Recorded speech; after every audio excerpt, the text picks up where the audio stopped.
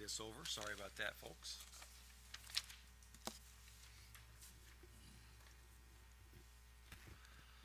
Good morning. Welcome to the last Board of Public Works and Safety meeting of 2023. I think it's been a very productive and good year. We are streaming live on City Madison YouTube channel and recording it for archive purposes. Clerk, roll call, please. Absolutely. Mr. Carlo? Here. Mr. Eaglin? Here. Mayor Courtney? Here. Wow, it's really snowing out there. Board, have you had an opportunity to review the minutes from December 4th, please? If so, we'll entertain a motion to approve them.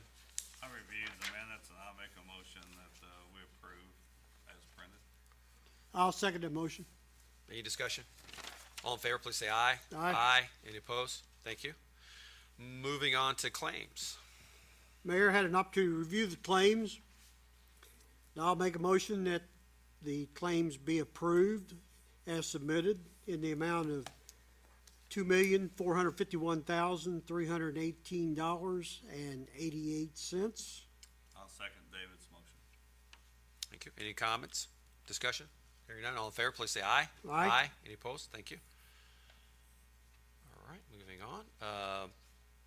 Any adjustments, Brian? And now we'll move to the SRF disbursements with our utility superintendent, Brian Jackson.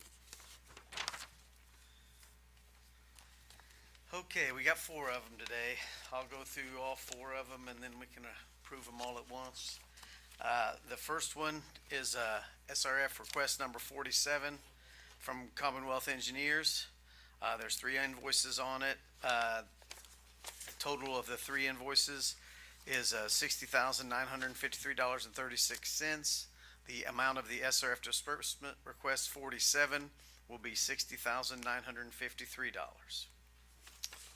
And the next one is for Dave O'Meara Contracting, SRF request number 48, for the work he's doing on the water treatment plants. The total amount of the invoice is $104,931. The retainage total amount is $5,247, and the amount of the SRF disbursement request number 48 will be $99,684. The third one for MW Cole Construction on the water storage tanks is SRF request number 49. The total amount of that invoice was $78,727.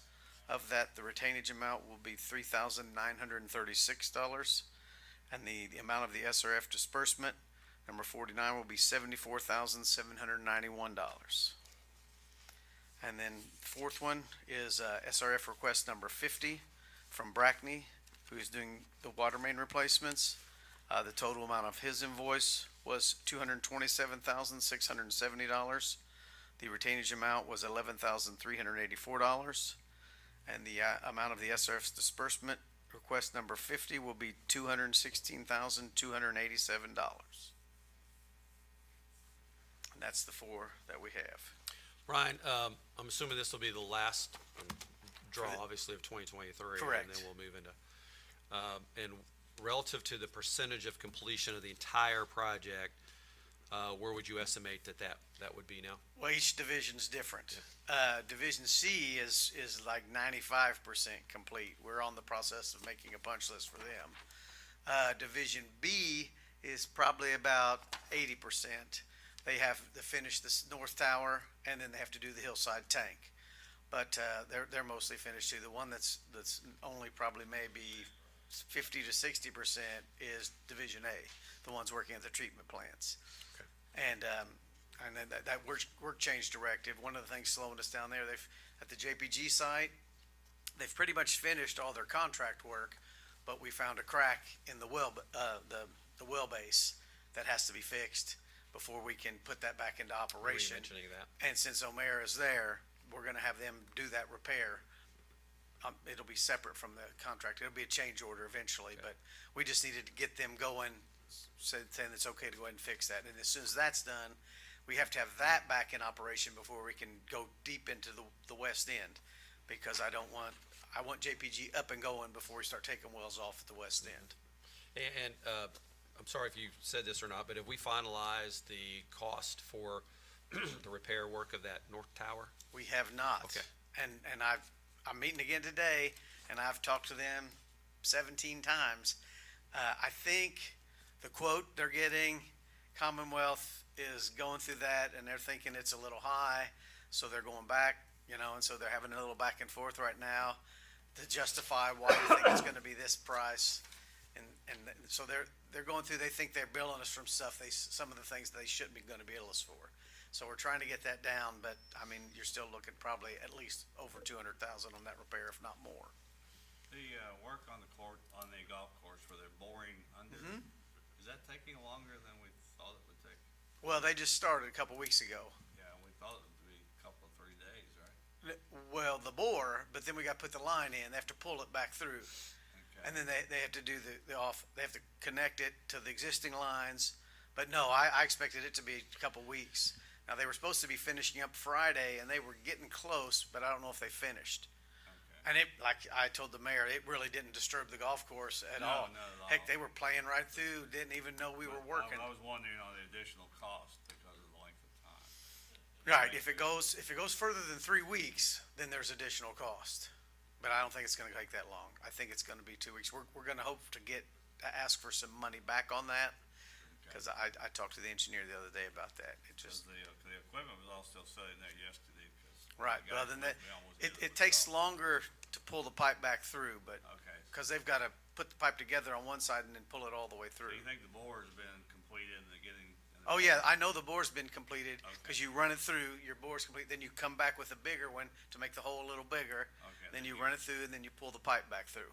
Okay, so you think that's where? Right, and there's like a slurry they put through there, they have to pump it out. I don't know if you saw the truck up there, they have Right, up there, that has to keep pumping that stuff away, but, Okay.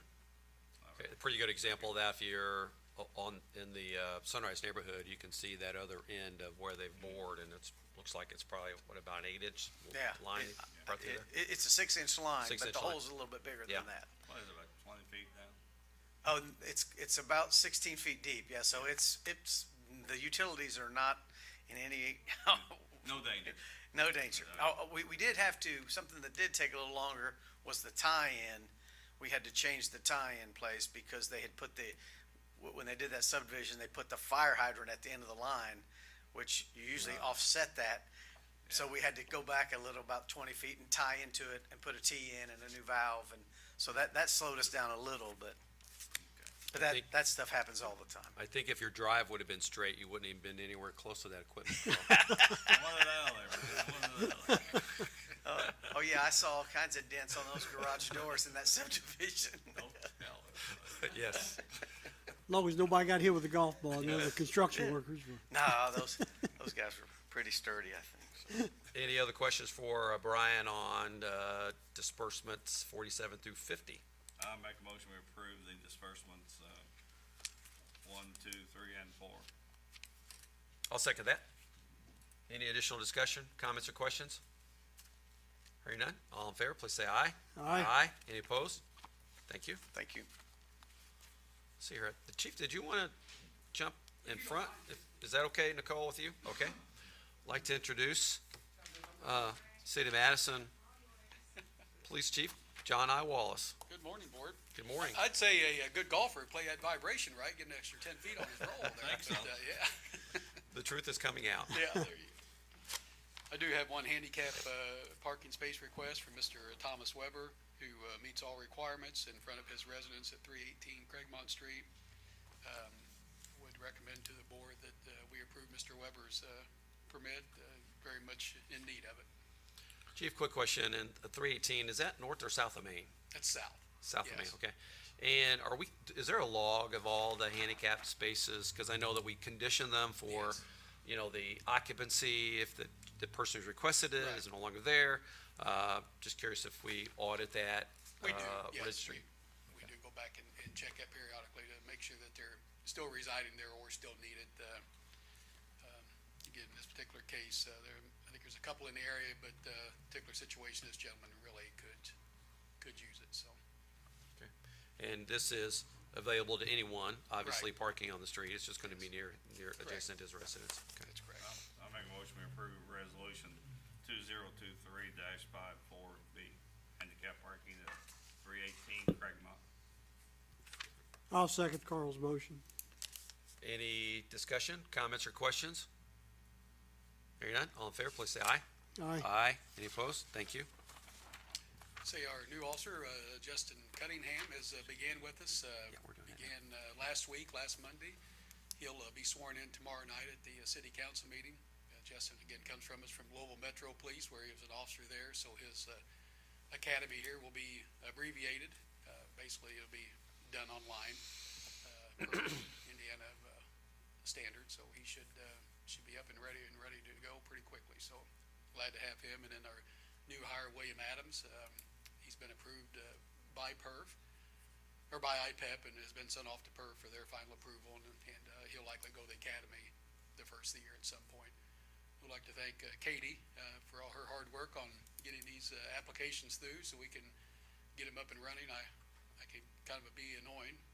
You can disagree at any time. No, you're not? Okay. Yeah.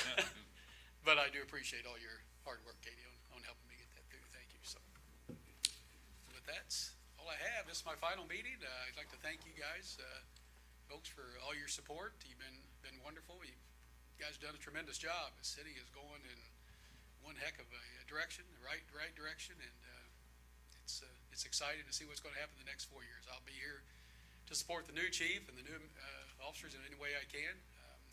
I plan on asking for permission at the next meeting, or have the new chief to see if he would grant me a part-time status, which would allow me to do some off-duty security work and be available to the department should a situation arise in which they need me. So I appreciate everything you guys have done for me. Thank you. Chief, I know we've said this time and time again, but thank you. Grateful for your service to the city, not just in the last 4 years, but over the span of your career, Jefferson County and the city of Madison. 37 years, is that?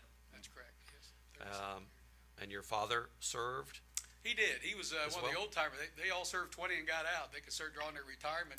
If they started at 21, at 41, they could start drawing their retirement. So back in that day, they all served 20 and got out. But those times have changed. But it's been a great 37 years. So John I has 37, and your father, who I'm assuming his name was John as well? Yes.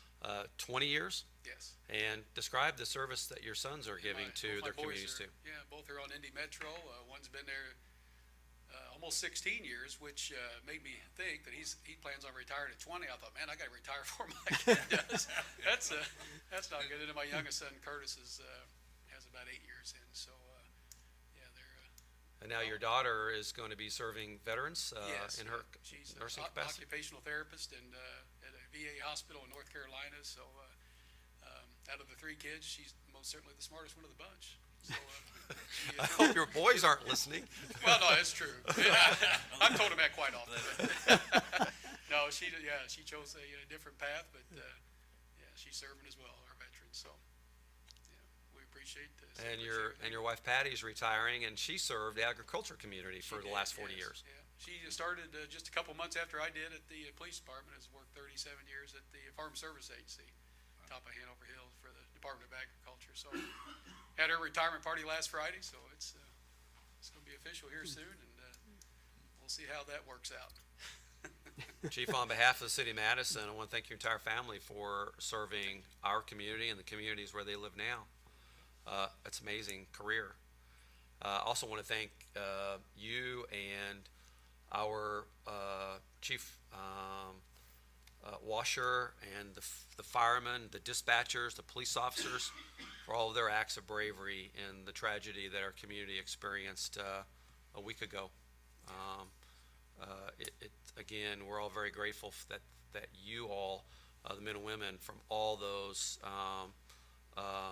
parts of our public safety apparatus, are there to respond in crisis. Yes. Yeah, that was an extremely difficult situation that no person should have to deal with, and our heart goes out to the families and of the ones that are lost. But again, I want to go back to the KDH Foundation and thank them again for their support of the police department and firefighters for providing some mental health to officers. Bethany Legacy Foundation? Bethany Legacy. Yep. To debrief after this. They've stepped up and we utilized that, and very appreciative to have that in place to where, officers can go speak with someone, they met individually and met as a group, and able to hopefully kind of let this out, and something that no person should ever have to deal with, and it is very tragic. And as I said at our school board meeting, I hope people remember that family by going out and lifting somebody else up in life that, in memory of them who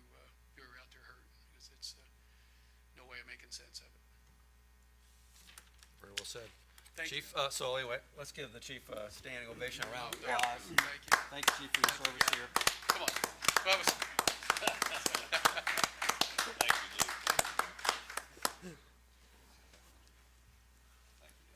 I'm Jordan Carl on the golf course. That's right. Yeah. Congratulations. Thank you guys so much. Been a pleasure working with you. We try to get those obstacles off of number 18 so we won't have to. I was working on the garage door. Sure. I know nothing. As the chief, he's not leaving City Hall for the last time by any means, because he'll still be around for a few weeks, and we'll see him in early next year as well, in a different capacity. But thank you, Chief, appreciate it. The application period did end last night for the selection process, and now that part of this journey will continue, and we'll make an announcement as soon as we can. Thank you, Chief. Thank you, John. All right, moving on, we'll bring Nicole up to talk about OpenGov and PACE.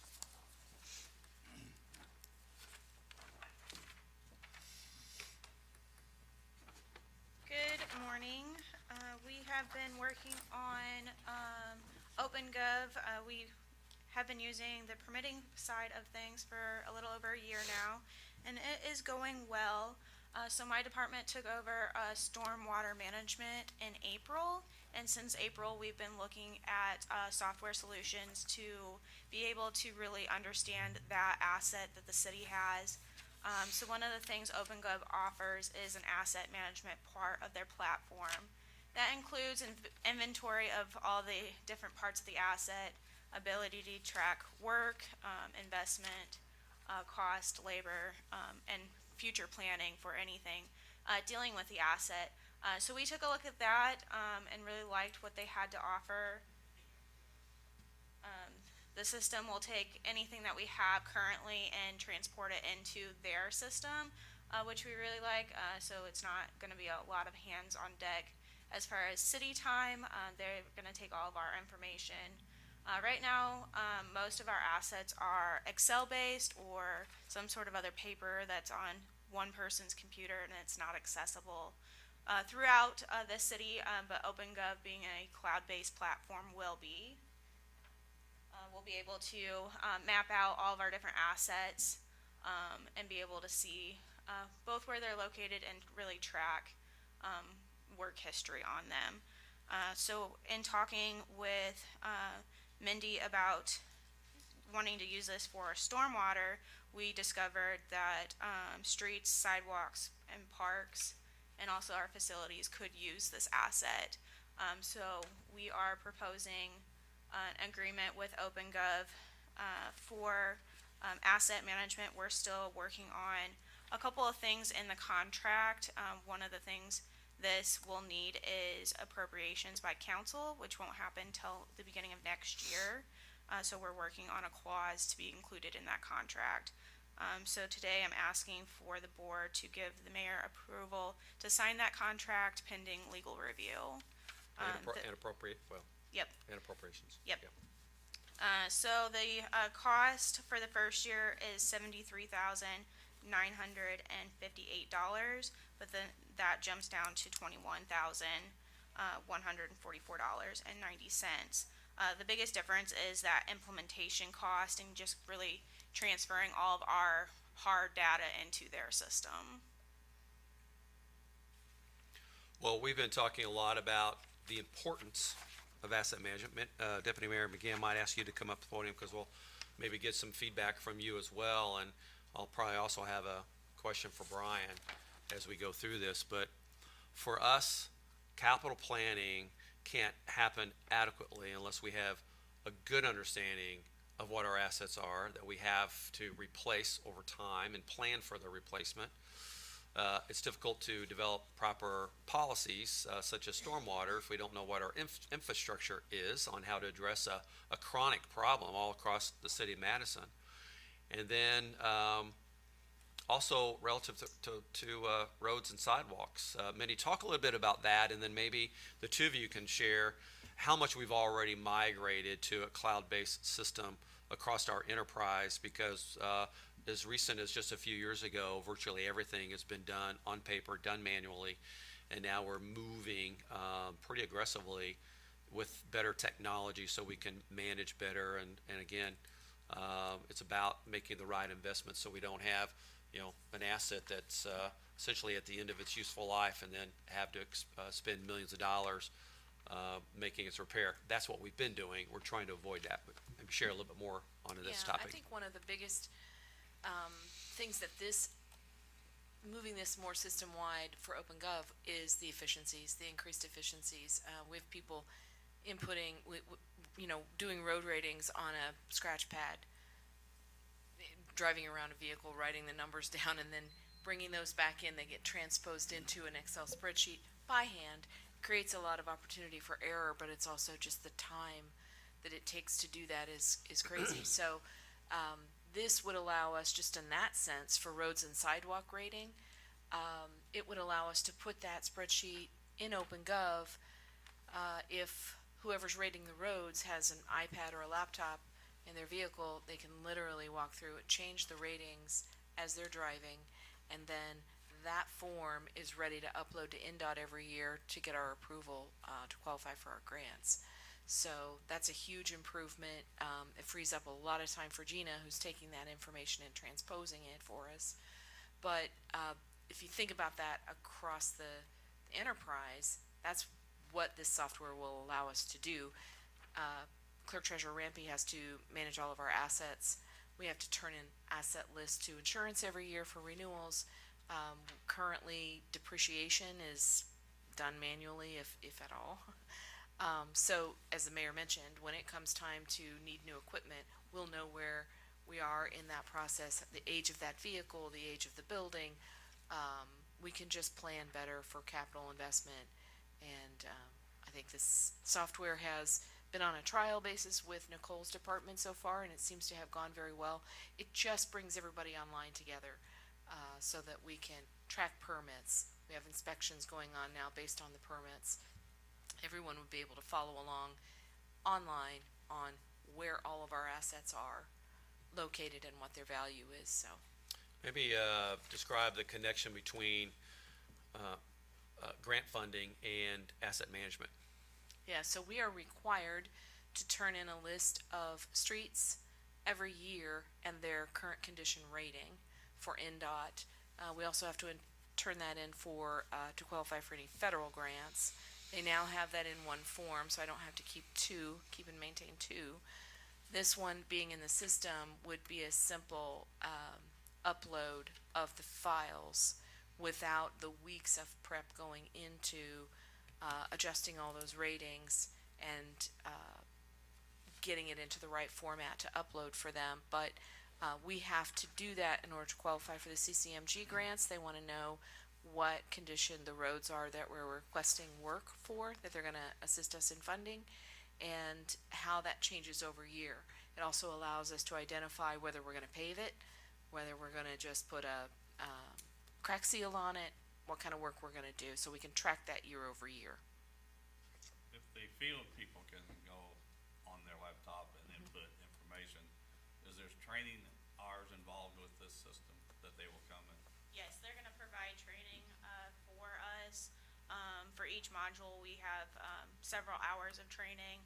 And the other good thing with this is it has a mobile app component, so they wouldn't necessarily have to have a tablet or an computer. They could do it on a mobile device. Oh, okay, good, thank you. And we're using, just FYI, recently the board and council approved, changes to our ordinance, and we also adopted guidelines for excavations in streets and sidewalks. And this is a system that was already ready to be utilized for that permitting, inspection, and tracking process. So that was another recent example of utilizing OpenGov for. I would add just one other feature that's really important to us is the reporting function.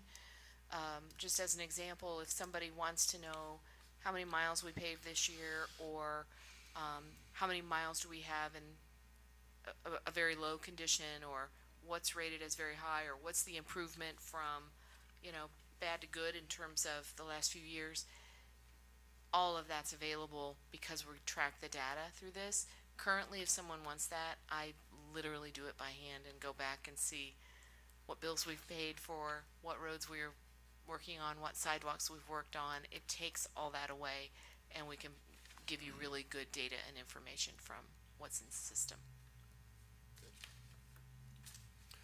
So just to reiterate, what today's request is, authorize me to enter into a conditional contract with OpenGov to expand the platform for for the asset management application, subject to the appropriations, and what was there two Well, so conditions? our prices are only good through the end of the year, so you would need to sign the contract. Okay. But one of the clauses that we're still working on is a non-appropriation clause Okay. to give us an out. Okay. That's why I would recommend approval with mayor's authorization to sign pending legal review. Okay. Well, I make a motion, we approve the OpenGov contract, and give the mayor the authorization to sign the contract. I'll second Carl's motion. And I just have one quick, what's the term of that contract? It is 3 years. 3 years, okay. Any additional discussion, comments, or questions? Hearing none, all in favor, please say aye. Aye. Any opposed? Thank you. Thank you, Board. Thank you.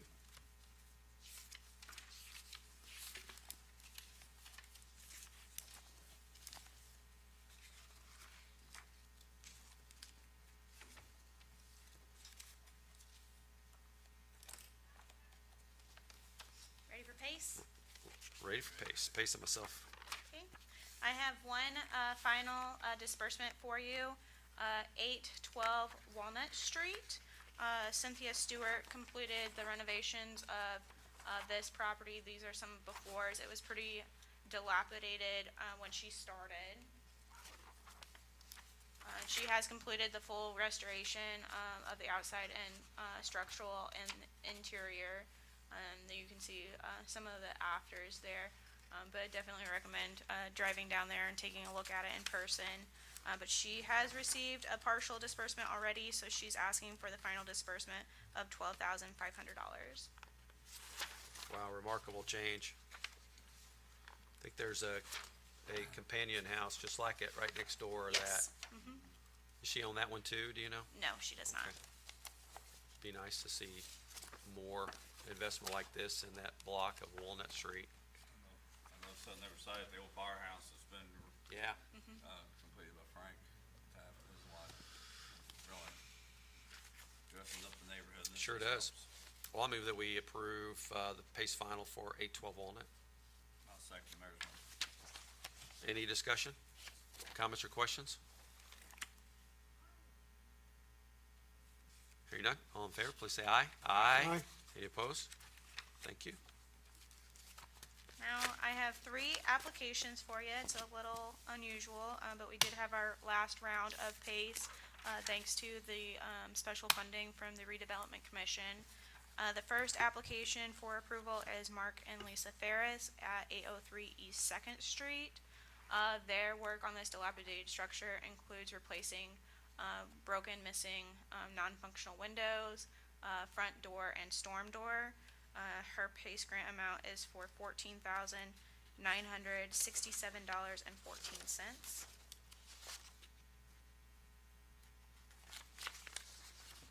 Next application is a dilapidated structure for Caitlin and Brentley Beck at Swell State LLC at 206 East Main Street. This half of the property still needs a lot of tuck pointing, chimney work on the exterior. It's not necessarily visible from the street, but is part of what's eligible for PACE. They currently have a current grant on the other half, but their grant amount they're asking for is $25,000.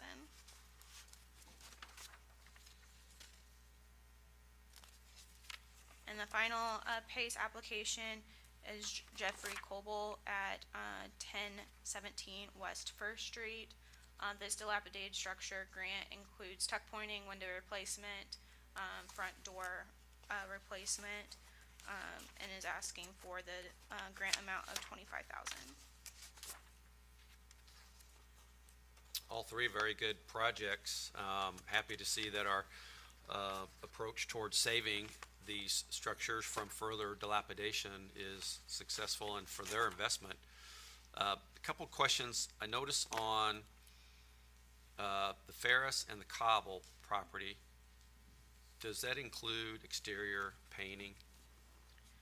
The Ferris one does not. She intends on her property underneath actually has brick underneath. It's aluminum siding currently, so she's planning in 2 years to reapply to remove that aluminum siding. So we didn't quite feel that her painting it would be the best use of funds. Okay. But and then on the Jeffrey Cobble's on First Street, that whole block's again, that whole several block area is transforming. Does that include Yes, painting of the it exterior? does. Mhm. Okay. And it looks like Mr. Cobble's already cleaned this property up based on those pictures. Yes, 'cause he that has area was started. very, very dilapidated and I'm excited about that structure. That's, Yeah. the last few years, that structures, this program, this plan, it's working. yes. It's worth making these investments in these historic structures. Glad the community is embracing that, and it's going to be a significant investment. That's a large property. It's a large Yes. structure. I'm just surprised too, especially in the East End, how many homes are covered up with aluminum siding, and actually had brick underneath. Yep. Mhm. It was the Like thing to do Terrible. in the 70s. It was. There's the thing, like carpet over Hardwood. buying a house and discovering it's got hardwood under the carpet is a real treat. Well, I make a motion, we approve the applications for 803 East Second, 206 East Main, and 1017 West First Street. I'll second the motion. Any discussion, comments, or questions? None? All in favor, please say aye. Aye. Any opposed? Thank you. Cole, thank you.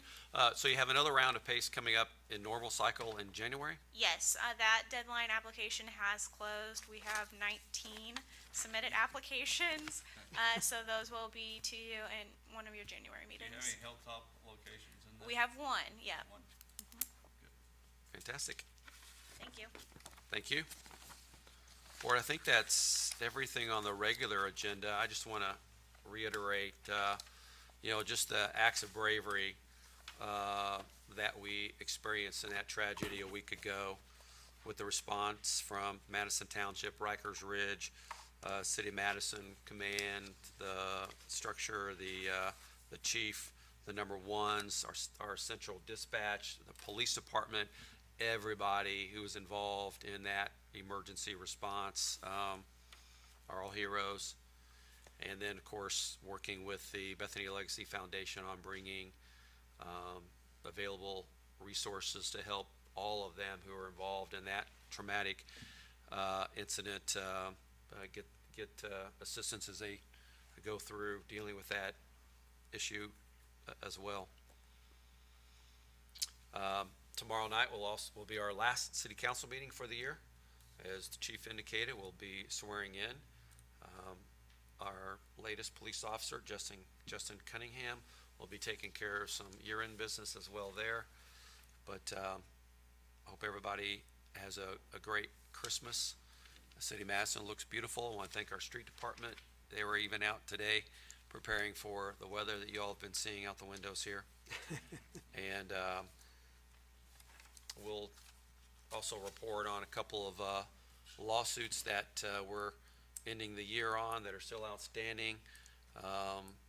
Maybe Joe give us an update on the Moody Park, and then I'll make a comment on the litigation with the DuPont Water Company. Yeah, as as you well know, the folks at Moody Park, the Cunninghams, they appealed your decision that you made. We've been going back and forth through some discovery, getting some different stuff, documents from them. They received a lot of documents from us, and the court has recently ordered us to attempt to mediate and to try and see if there may be some type of a resolution that can be reached. And both parties are agreeable to doing so, and we've picked a mediator, and so we will do that, get that within the next coming months. And then there is a hearing, I believe, final hearing set in April, if that's unsuccessful. Yeah, just a footnote on that. I believe the hearing that we had on Moody Park, the condition of the unsafe structures there, the order of the removal, also the order that those premises be vacated from occupancy because of the inhabitability issues that we discovered. That's been ongoing since, I believe, March or April of this year. And as Joe just outlined, kind of the timetable we're on, when you have a property owner that does not properly maintain their premises or structures, it's our responsibility to enforce our ordinances for the health and safety of our community. But in instances like this, it can take years to get the outcome that we're seeking there. And but we'll continue to be vigilant on that property and the other 90 plus unsafe structures that we have in our universe across the city, because it's really, really important. It's the right thing to do. We're making lots of progress everywhere. When you combine incentives with collaboration, you get the results like what we talked about today, which is the removal of dilapidated, unsafe structures to occupancy and a structure that contributes to the community, that pays property taxes and actually enhances an entire neighborhood. It takes a lot of work to get the positive outcomes that we want, but we're going to continue to do it. It's been extremely successful working with the PACE program. But that's one that we'll continue to work toward a positive outcome. It's our desire to have a positive outcome there. That is, working with the property owners, our desire. And then I'll just mention too is that as the Jefferson County, new Jefferson County Jail is nearing completion, they've started the transition of moving their administrative offices to the new jail.